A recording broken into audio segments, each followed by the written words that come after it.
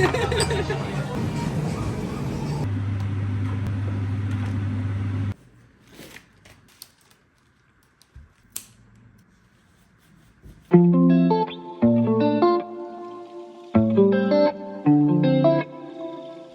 अस्सलाम वालेकुम एवरीवन, क्या हाल चाल है आप सबके। Hope you guys are doing really well and welcome back to my channel. I hope and pray आप सब ठीक ठाक होंगे, मज़े में होंगे। न्यू ईयर आप लोगों को अच्छे से ट्रीट कर रहा होगा। ये सैटरडे मॉर्निंग है और वेदर काफ़ी हद तक आज बेहतर था। मतलब ठंड तो थी लेकिन एटलीस्ट बारिश नहीं थी। लास्ट पूरा वीक बारिश में निकल गया था। सो हमने सोचा कि चलें आज मौके का फ़ायदा उठाते हैं और वॉक पे आ जाते हैं। अच्छा सनी वेदर था और रेन नहीं हो रही थी, तो हमने थोड़ा अंडर एस्टिमेट कर लिया था वेदर को। जब हम बाहर निकले तो पता चला कि ठंड है, हाथ हमारे एकदम फ्रीज से हो रहे थे। और ये मुझे इतना ब्यूटीफुल शॉट लग रहा था, हल्का हल्का सा सन बादलों में। देख रहे हैं आप लोग कि दिन का वक्त है फिर भी ऐसा लग रहा है जैसे मगरिब सी होने वाली है। यहाँ पे मोस्टली ऐसे ही ग्रे माहौल रहता है। एनीवेज अच्छा सा टाइम स्पेंड करके फिर हम घर पर आ गए थे। और इब्राहिम बाहर निकलता है ना तो थोड़ा काम हो जाता है और सो जाता है। जाहिर है उसको भी कोई एक्टिविटी मिलती है, बाहर ऑब्जर्व करता है चीजों को, उसका मूड अच्छा हो जाता है तो थोड़ी लंबी नैप ले लेता है। इसलिए मैं प्रेफर करती हूँ कि उसको वॉक पे ले जाया करूँ। सुबह सबसे पहले वापस आते ही मैंने एक वीडियो एडिट करनी थी टिकटॉक के लिए, वो करी। और आप लोग मुझे टिकटॉक पे फॉलो भी कर सकते हैं, इकरा इन लंदन सेम नेम से मेरा पेज है। वीडियो के काम से फ्री होके अब मैं घर के कामों पे लग गई थी। और ये एक नया टास्क है मेरी जिंदगी में जो अब इंक्लूड हुआ है, इब्राहिम की चेयर को क्लीन करना। जाहिर है खाना खाता है तो नीचे पार्टिकल्स गिर जाते हैं और शुक्र है हमने ये कैची ले लिया है, इससे जिंदगी फिर भी काफी आसान हो गई है। ये हाई चेयर तो हमने ली थी आइकिया से, मगर ये जो उसके नीचे एक आपको उड़न तश्तरी नजर आ रही होगी, ये बेसिकली एक ब्रांड है कैची। उसमें ये कार्डबोर्ड का बना हुआ इस तरीके से इस शेप का मिलता है ताकि आप इसको नीचे लगा लें तो बच्चे जो भी चीजें नीचे फेंके ना वो इसके अंदर गिर जाएं। That's why the name is catchy. इसका फायदा ये होता है कि बच्चा जो भी चीज नीचे फेंके, फॉर एग्जाम्पल टॉयज, वो इसके अंदर ही रहते हैं और आपको बार बार नीचे से उठा के साफ नहीं करने पड़ते। ऑल्सो आजकल इब्राहिम को रिमोट बहुत अच्छा लग रहा था तो हमने ये एक रिमोट ऑर्डर करा था टेमो से ताकि वो हमारे वाले रिमोट को छोड़ दे और इससे खेले। अच्छा मेरे पास एक आइडिया आया था, अगर आप लोग इंटरेस्टेड हैं जानने के लिए कि ये इस पूरी 6-7 मंथ्स की जर्नी में मेरे लिए कौन सी चीजें वाकई यूजफुल रही इब्राहिम की अपब्रिंगिंग में और कौन सी बस ऐसे ही शोशा है, आई मीन टू से मस्ट हैव्स या डोंट हैव्स, अगर इस तरह की कोई वीडियो आप लोग देखना चाहें तो मुझे जरूर सजेस्ट कीजिएगा। एक डिफरेंट टाइप का कंटेंट हो जाएगा लेकिन मैं कोशिश करूंगी कि आप लोगों के साथ शेयर करूं कौन सी चीजें मस्ट हैव्स हैं फॉर न्यू बॉर्न्स और कौन सी चीजों पे पैसे बचाए जा सकते हैं। If you guys are interested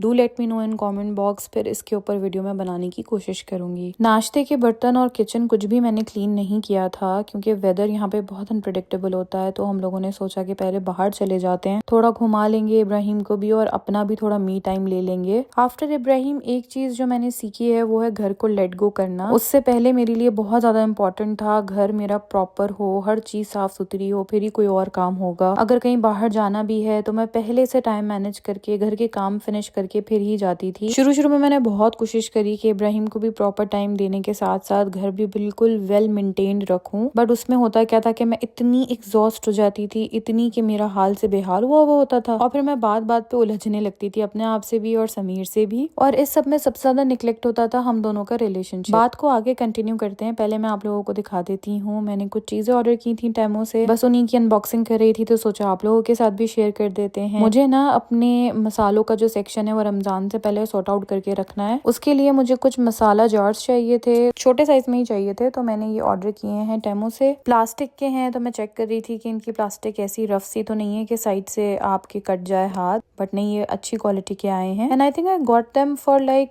6 या 7 पाउंड के मुझे मिले हैं 12 पीसेस। और इनके साथ मुझे ये लेबलिंग स्टिकर्स भी मिले हैं, साथ में एक पेन भी मिला है। फिलहाल तो मुझे इनकी क्वालिटी अच्छी लगी, अब इस्तेमाल करेंगे तो आगे और मजीद पता चलेगा। टेमो पे ना इस तरह की चीजें अच्छी मिल जाती हैं और जब से मुझे ये इसका चस्का लगाया ना, अब बाय गॉड हर कुछ दिनों बाद मेरा कोई ना कोई ऑर्डर आ ही रहा होता है। और एक काम की चीज के चक्कर में ना आप इतनी सारी फालतू चीजें ऑर्डर कर देते हैं। एक तो ये जो स्कैम्प है ना कि आप इतना ऑर्डर और करें तो आपको ये डिस्काउंट मिलेगा, वो डिस्काउंट मिलेगा। अगर सही से बंदा ठंडे दिमाग से बाद में सोचे ना तो आप एक्स्ट्रा चीजें ही खरीद रहे होते हैं, आपको कोई खास डिस्काउंट नहीं पड़ता, जो चीज लिए उसी की कॉस्ट आप देते हैं। तो बस यही मेरे साथ होता है। और मैंने भी कुछ एक्स्ट्रा चीजें मंगा ली थी, जिसमें से एक शार्पनर था जो मैंने अपनी मेकअप जो पेंसिल्स होती हैं उनको शार्प करने के लिए मंगाया था, और एक मैंने फाउंडेशन प्लेट मंगाई थी, क्यों आई डोंट नो। जैसे मैं बड़ा रोज मेकअप करने वाली प्रोफेशनल हूँ और मुझे फाउंडेशन मिक्स करने के लिए प्लेट चाहिए, बट एनी हाउ इन दो चीज़ों के साथ साथ मैंने इब्राहिम के लिए सॉक्स मंगाए थे। ये एक नया मुझे शौक चढ़ा है कि मुझे इब्राहिम के हर कलर के सॉक्स की कलेक्शन जमा करने का शौक हो गया। मेरा दिल करता है कि वो जो पहने उसके साथ कंट्रास्ट में या सेम उसकी मैचिंग के उसके पास सॉक्स हो, तो मैं हर जगह से ना उसके सॉक्स जमा करती फिर रही हूँ। मुझे टेमो पे भी कुछ अच्छे डील में दिख गए तो मैंने ऑर्डर कर दिए, बट मुझे इनके साइज इतने बड़े लग रहे थे। ये तो इब्राहिम को भी बहुत बड़े हैं, ऑल्दो उस पे मेंशन था कि ये 6 months to 1 year के सॉक्स हैं, बट ये बड़े साइज के सॉक्स हैं फिलहाल। बट हाँ, क्वालिटी मुझे उनकी अच्छी लगी और ये भी एक पेयर ऑफ सॉक्स थे। ये थे बहुत क्यूट से, बट इसमें ना आई गेस बहुत ज्यादा पॉलिस्टर है। मुझसे गलती हो गई, मैंने ऑर्डर करते हुए ये चेक नहीं किया। एनीवेज अब पहनाएंगे तो देखेंगे कि क्या रिजल्ट निकला। मैं कोशिश करती हूँ कि पॉलिस्टर कम से कम हो या हो ही ना। अच्छा, जब बच्चा क्रॉलिंग कर रहा होता है या चलने की कोशिश कर रहा होता है ना, तो इस तरह से जिन सॉक्स की पीछे से ग्रिप बनी हुई होती है तो वो काफी अच्छे रहते हैं, सपोर्टिव रहते हैं बच्चों के लिए। वो गिरते नहीं है आसानी से, बच्चे मतलब सॉक्स से फिसलते नहीं है। अच्छा, प्राइसेस मुझे अब सही से याद नहीं है, लेकिन आई थिंक ये वाले जो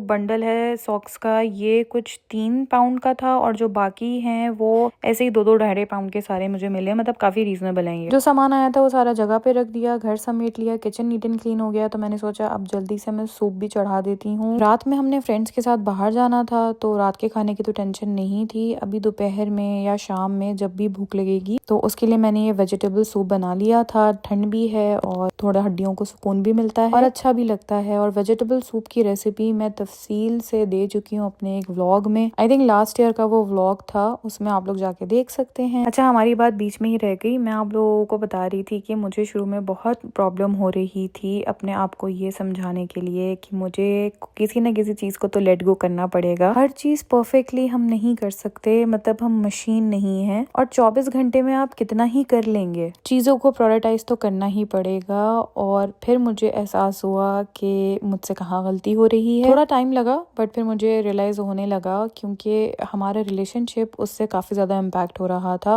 मतलब मैं क्यों अच्छी अच्छी सारी चीजें बताऊं, हमारी लड़ाइयाँ होने लगी थी। नॉट एज इन के बहुत बड़ी बड़ी लड़ाइयाँ, बट हमारे आर्ग्यूमेंट्स होने लगे थे। और इब्राहिम से पहले तो हमारे आर्ग्यूमेंट्स भी नहीं होते थे, मतलब बहुत ही कम, रेयर हो जाए तो हो जाए। कुछ चीजों को मैं पहले ही अंडरस्टैंड कर लिया करती थी, कुछ चीजों को समीर खुद ही से अंडरस्टैंड कर लिया करते थे और हम दोनों को कभी ऐसे बहस मुबाहिसा में पढ़ने की जरूरत नहीं पड़ती थी। Cut to we became parents और फिर हमारी होने लगी फजूल में छोटी छोटी बातों पे लड़ाइयाँ। शुरू में ना मुझे समझ ही नहीं आता था कि ये सब हो क्यों रहा है। अपेरेंटली सब ठीक ही है, कोई ऐसा मसला है ही नहीं, तो फिर हम इतना लड़ क्यों रहे हैं। मतलब मेरी एक्सपेक्टेशन से बढ़कर समीर ने मुझे सपोर्ट किया है इन एवरीथिंग और उन्होंने पूरे तरीके से अपने सारे फर्ज और अपने सारे रोल पूरे किए हैं। तो फिर मैं इतना इनसे चिढ़ क्यों खा रही हूँ। एंड देन फिर मैंने रियलाइज किया कि मैंने अपने ऊपर एक अनसेट प्रेशर दे दिया है खामखाई का, कि मैंने बिल्कुल परफेक्ट रहना है, बिल्कुल परफेक्ट घर को रखना है और अपने बच्चे को भी फुल टाइम अच्छे से नर्स करना है। मुझे किसी ने नहीं कहा कि ये सब कुछ एक ही टाइम पे एक ही वक्त पे करो, ना किसी की तरफ से कोई प्रेशर है। मेरी अपनी लाइफ है, अपना घर है, मैं अपने हिसाब से चीजों को चला सकती हूँ, तो मैं क्यों इतने प्रेशर में हूँ। और वही प्रेशर मैंने इनडायरेक्टली समीर को भी दे रखा है। उससे ये हो रहा है कि मैं पागल हो रही हूँ और समीर कंफ्यूज हो रहे हैं, उन्हें समझ ही नहीं आ रहा है कि यार मैं कैसे इसको हैंडल करूँ। ऑलरेडी पोस्टपार्टम चलता है, आपके हार्मोन्स ऊपर नीचे हो रहे होते हैं, आपको मूड स्विंग्स हो रहे होते हैं, आपकी बॉडी इतनी एग्जॉस्टेड होती है, उसके साथ एक नन्ही सी जान की आपने टेक केयर करनी होती है। ऊपर से उसमें आपने अपने आप को खुद ही से पाबंद कर दिया है कि आपने घर को भी चमका के हर वक्त रखना है, क्योंकि पहले आपका चमकता रहता था घर। और इस सारे प्रेशर में ना काफी हद तक सोशल मीडिया का भी हाथ होता है। खैर उस पर हम फिर कभी बात करेंगे। फिलहाल बस मेरा दिल चाहा आप लोगों के साथ ये शेयर करने के लिए कि कभी कभी लाइफ में आपको कुछ चीजों को लेट गो करना पड़ता है। जैसे मुझे रियलाइज हुआ, फिर मैंने अपने घर के कामों को थोड़ा लेस प्रायोरिटाइज पे रखा, अपने बच्चे को टाइम दिया, अपने हस्बैंड के साथ अपने रिश्ते को टाइम दिया, दोस्तों को टाइम दिया, ताकि खुद भी फ्रेश रहें, अपना माइंड फ्रेश रखें, घर का माहौल अच्छा रहे। इसीलिए अब वीकेंड्स पे मैं बाहर निकल जाती हूँ, हम अपना फैमिली टाइम लेते हैं और फ्रेंड्स के साथ कोई ना कोई प्लान बना लेते हैं। मार के ही दम लेगी आज।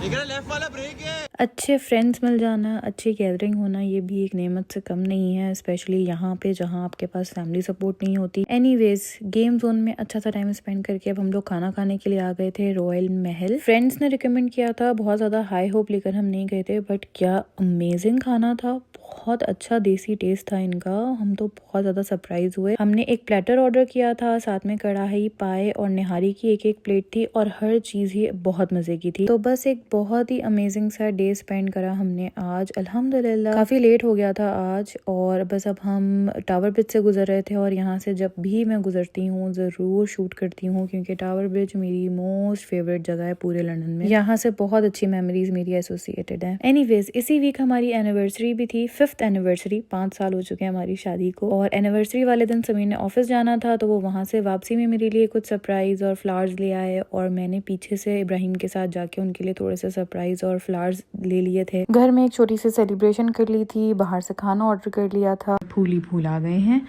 एक को तो मैंने सेट कर दिया क्योंकि इसमें ट्यूलिप्स थे तो मैंने कहा ये ज़रा अच्छे से ओपन हो जाएं।